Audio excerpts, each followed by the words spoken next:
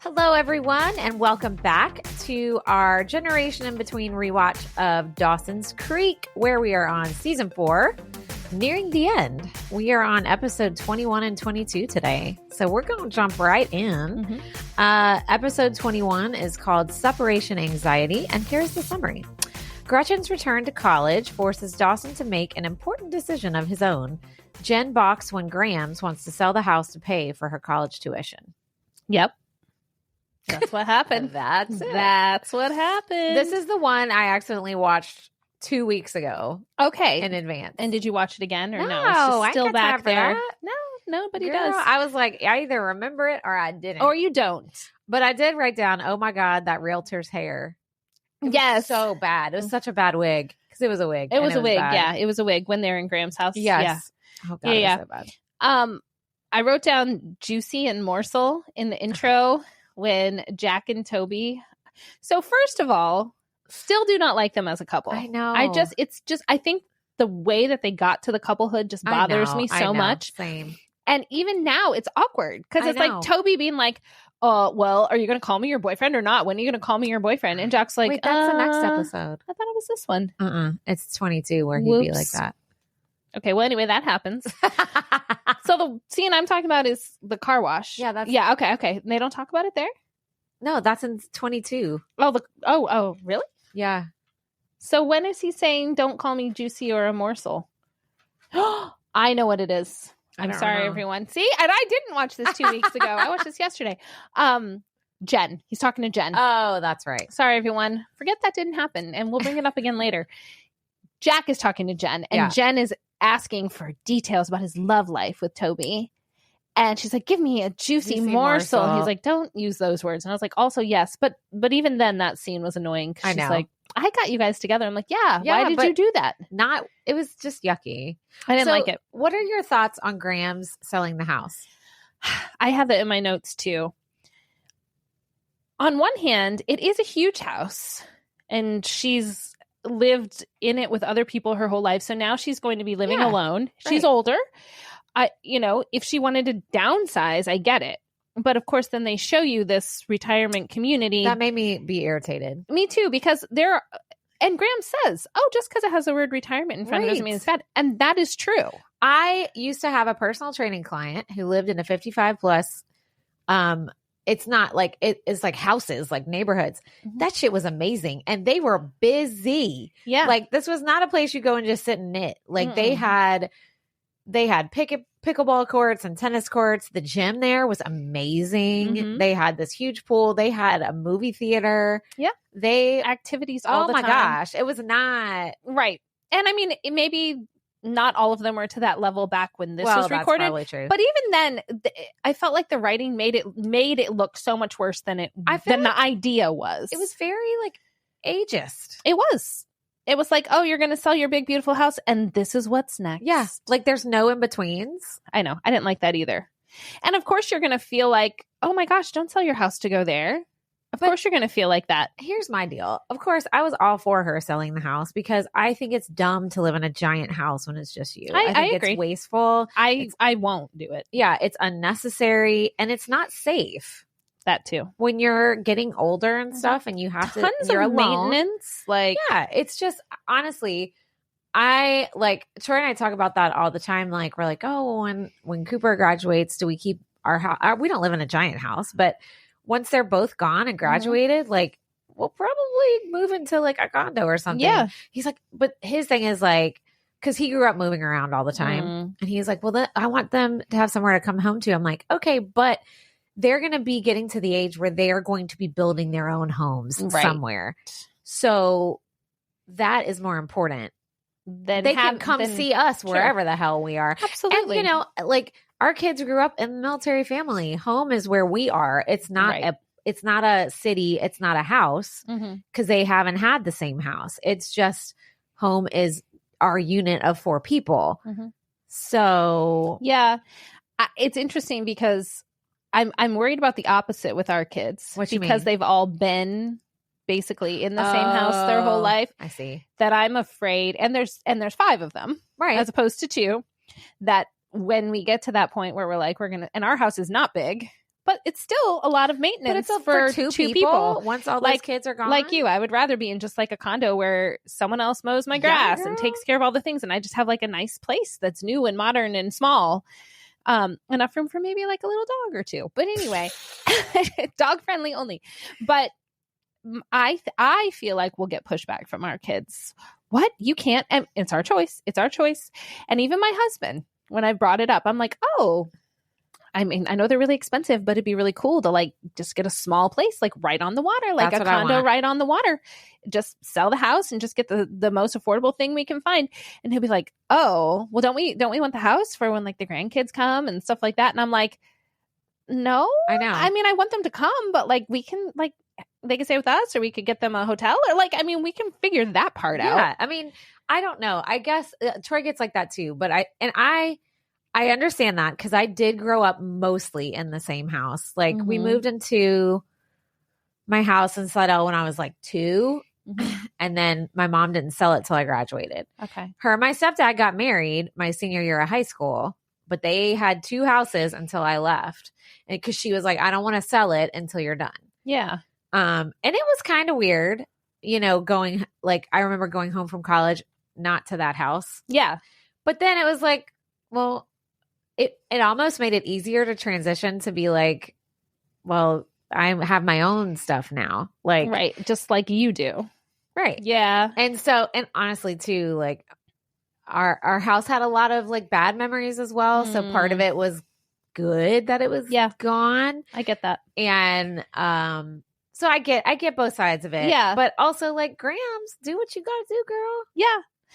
I guess I was all for, like you said, the idea of her not living in that big house alone still and having something else nice, because you figure she can get good money for that house. She can get something nice.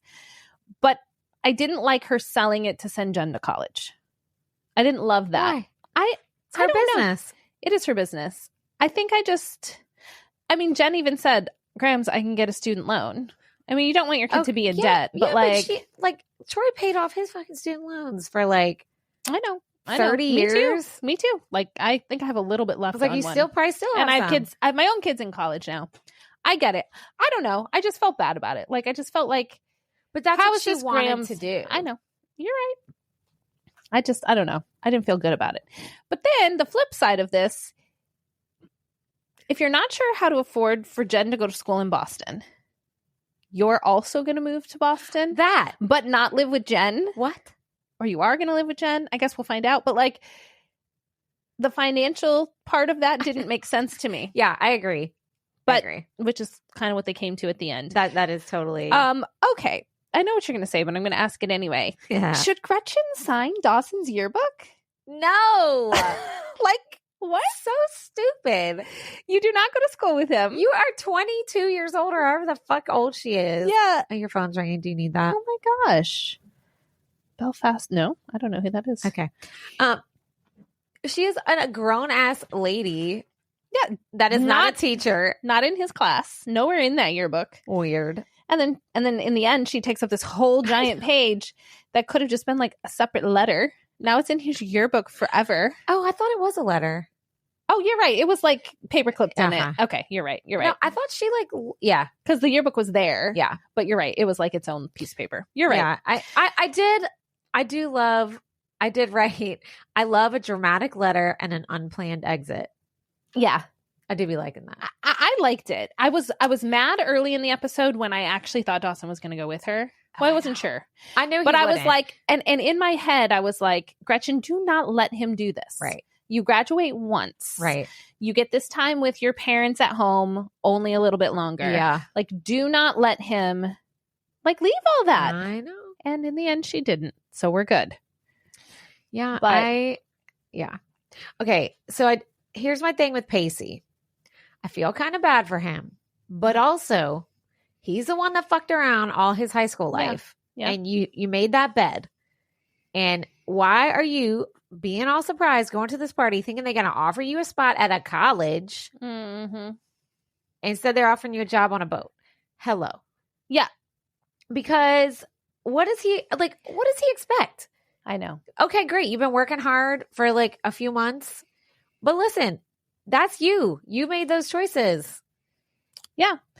I mean, I did, like you said, I did feel bad for him when he's excited thinking they're going to offer him a college I felt bad for him, but then I'm like, well, that's and they're the like, bed you want to be made. a deckhand on a boat? It is a little bit demeaning. And they even said the pay's not good. Like, I know, but I still felt for him. He ended up taking the job anyway. He did, and he's going to love it. See? He's going to love it. Going to the fucking Caribbean?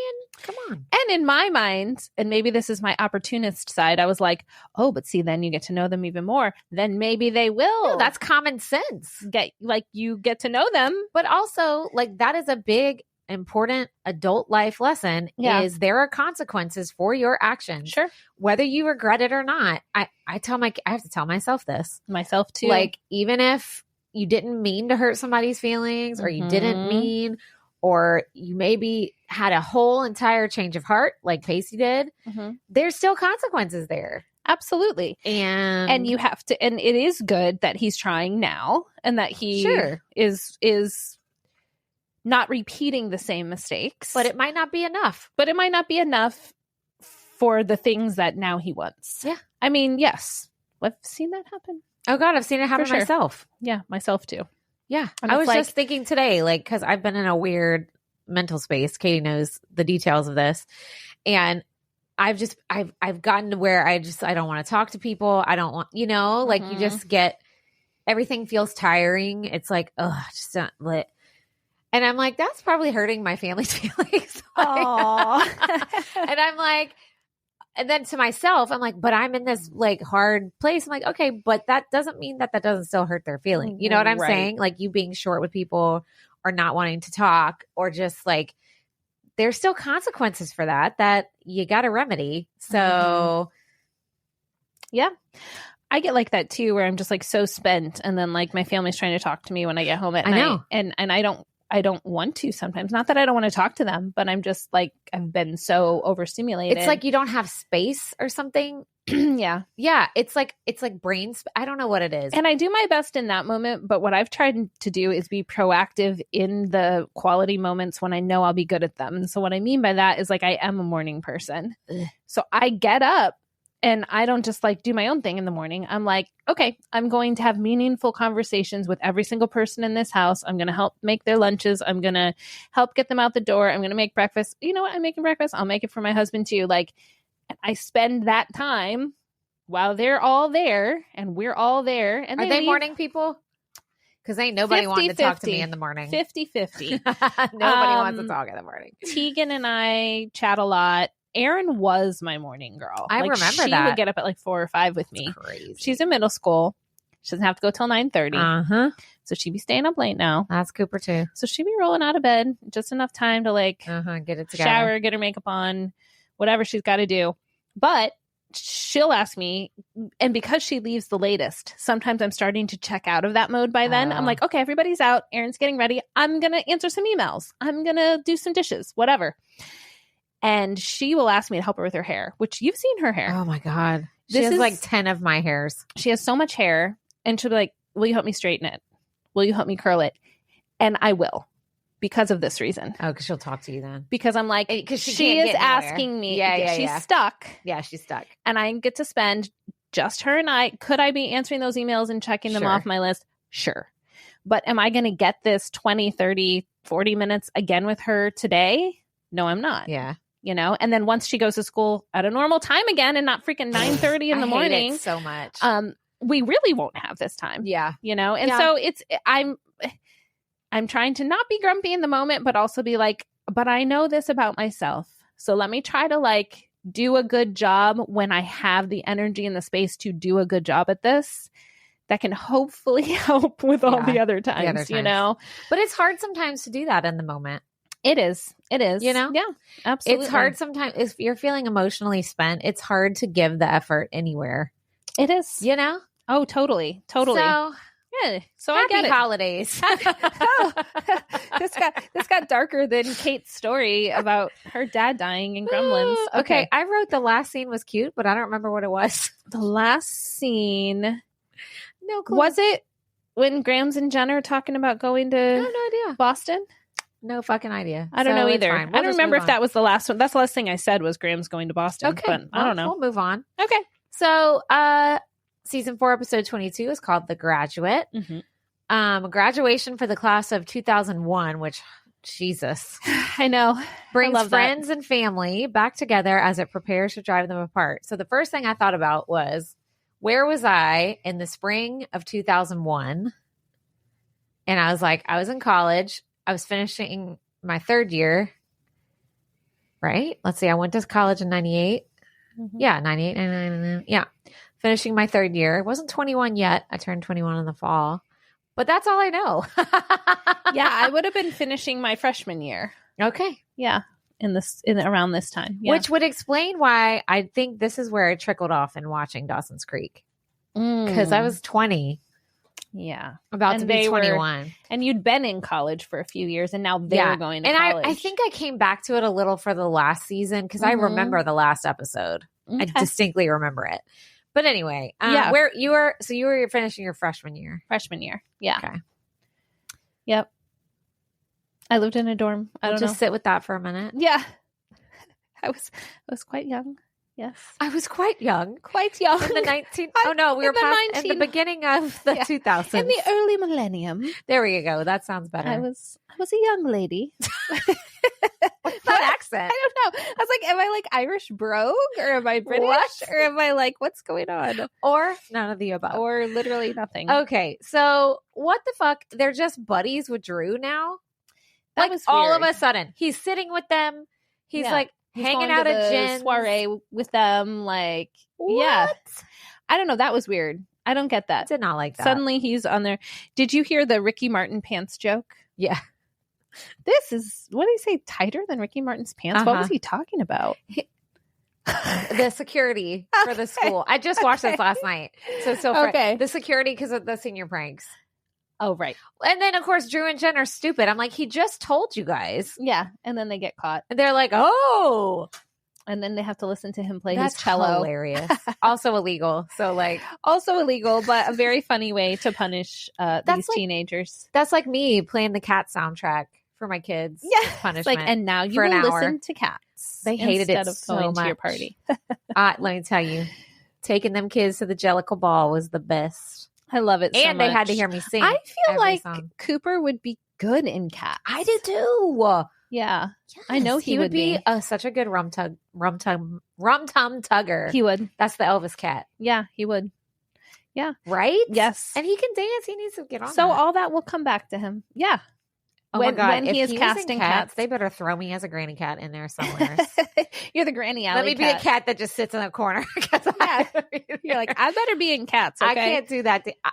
If I found a way to get in that show, I would train myself to probably injuries, but I would do it. I love that show so much. Okay. Katie's like, great. Well, that's.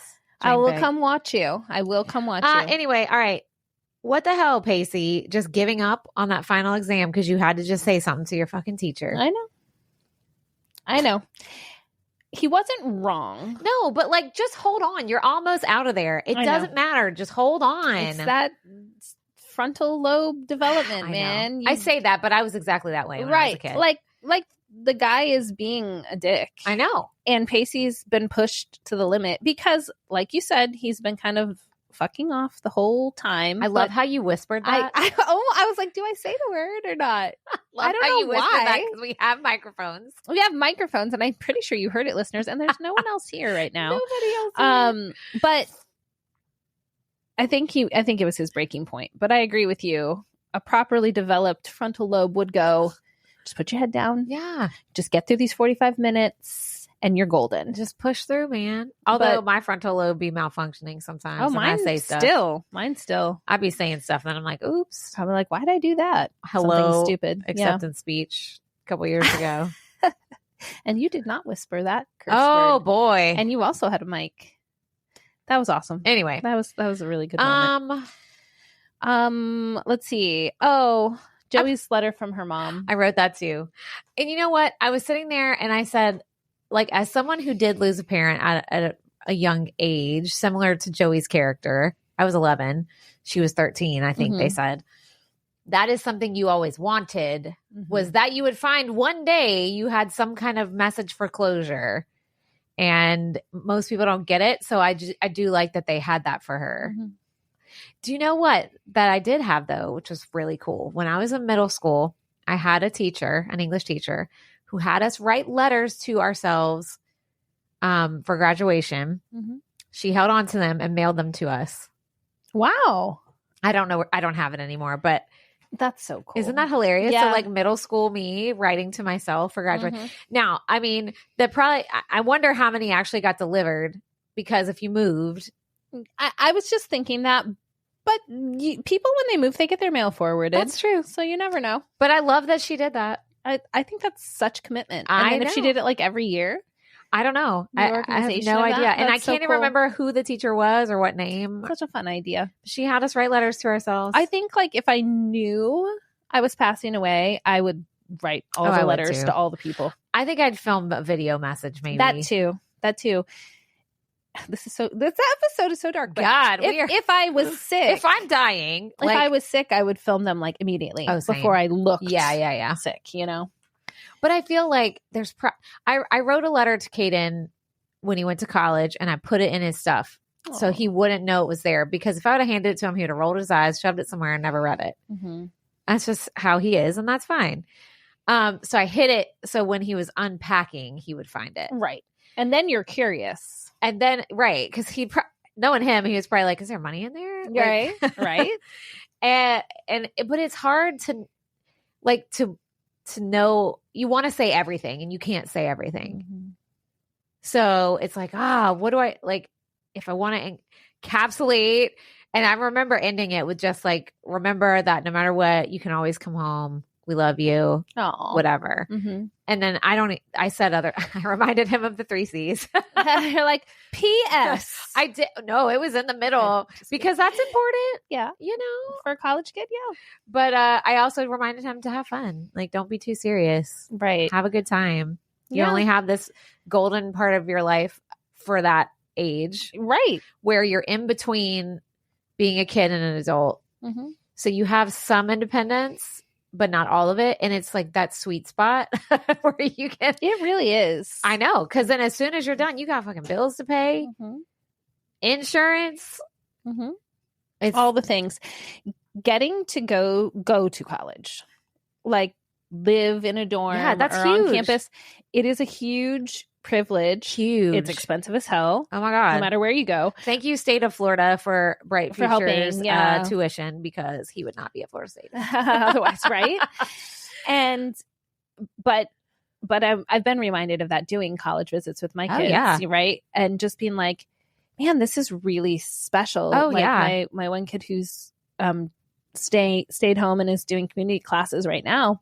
When I got back from visiting Florida State, I talked to them and I was like, you need to plan to go.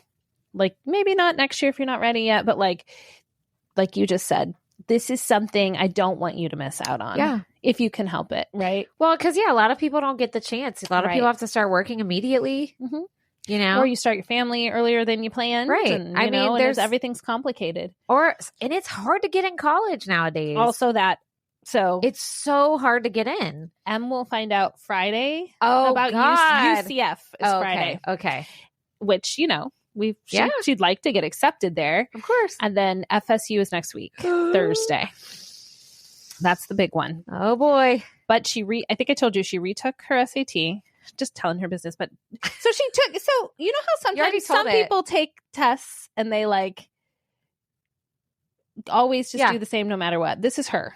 When she was little, they tested her for gifted. Oh, yep. She missed it by 1 point. My kids are the same way, yep. And like, not that, honestly, truly don't care if she's designated as gifted or not. But it was a day her allergies were acting up that they pulled her from class. So I complained. And I was like, look, she was not feeling good. She missed it by 1 point. So we have to go through all this stuff. We have to meet with people. We have to do my husband and I have to go and we have to sign forms. They agree to test her again. She misses it by 1 point. That's amazing. And you're like, wah, wah. I was like, well, they're like, you can independently test her. I was like, no, we're not. But at least you relinquished. Yeah, I did. I was like, it's because I have friends who did not, and we could have paid for a private test and also, and it's like, it doesn't matter. No, and she's whatever. So, My but kids then were the both same like thing that, happened too. with the SAT. Yeah. She retook it 3 times and got the same score, and she was going to do it the 4th time. And I was like, this is dumb. Don't do it. Your score's good enough. Yeah. But the 4th time she did improve. Oh, okay. She improved by 30 points. Wow. That's a lot. Yeah. So she was like, oh, I'm glad. So she was able to submit that higher score. Yeah. Which that was the only thing. Because for those of you who don't live in Florida, Florida State is really hard to get into. Ooh, yeah. Really hard. So It's is really University of hard. Florida. A lot of our state schools are. And so everything was like, check the box on her application, looked great, except she didn't think the SAT was high enough to be like a slam dunk. I mean, she's not wrong because they like, I think it's a 20% acceptance rate. Yeah. That's crazy. I know. For a state school, and it's crazy. I don't like that. I think our residents should get to go to school there. Like it's our public school, but that's a whole other soapbox moment. We won't go. But that's fine. But it improved, and she submitted her new score. So now it feels closer to a slam dunk than it was, but you never know. I know. It doesn't matter because Caden didn't get into UF. And yeah, that's but true. He got into Florida State. Right. That's true. You never know.